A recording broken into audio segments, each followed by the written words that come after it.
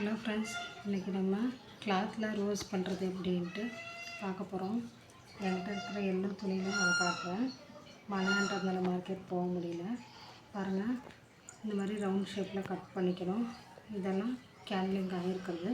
பாருங்கள் எப்படி சொல்லணும்னு காட்டுறேன். இந்த மாதிரி கப் மாதிரி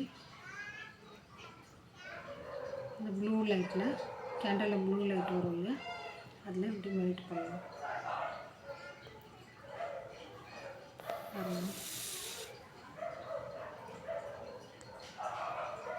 சின்ன பசங்கக்கிட்ட சொல்லாதீங்க, பெரியவங்க மட்டும் பண்ணுங்கள். இந்த மாதிரி சுட்டு வச்சுக்கிட்டு இந்த மாதிரி நீட்டாக ஒரு கிளாத் எடுத்துக்கிட்டு இப்படி சுற்றிட்டு சேம் கலர் நூல் அதில் இப்படி நாட் போட்டணும், பூ கட்டுற மாதிரி. சரியா? அப்புறமா ஒரு பெட்டல் எடுத்து இந்த மாதிரி சுட்டு வச்சதில் இப்படி எடுத்து இப்படி சுற்றலாம்.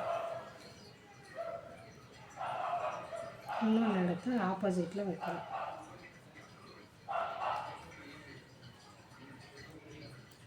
இன்னொன்று எடுத்து இந்த பக்கம் ஆப்போசிட்டில் வைக்கலாம். 3 ஆச்சு. ஒரு ரோஸுக்கு 5 பெட்டல், 4 ஆச்சு. இந்த 5ஆவது ஆச்சா. இது வந்து சிங்கிள் ரோஸு தான். இது ஆனதுக்கப்புறம் நம்மளுக்கு பெரிய சைஸ் வேணும்னா நடுவில் இங்கே உங்களுடைய லெஃப்ட் ஃபிங்கரை வச்சுட்டு இதிலிருந்து 1 எடுத்துட்டு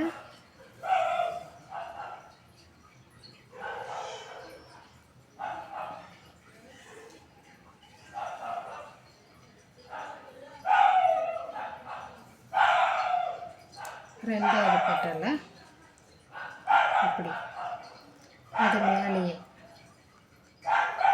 ஃபஸ்ட்டு வச்சுருக்கோம் பார்த்தீங்களா, அது மேலே ரெண்டாவது பெட்டலை அந்த மாதிரி 4 பெட்டல் பண்ணணும். இப்போ 4வது பெட்டலை தைச்சிட்டோம். 4வது பெட்டலை இந்த ரோஸ் மேலே வச்சு தைக்கக்கூடாது, இதுக்கு உள்ளே வச்சுட்டு இதை மேலே வச்சிடணும்.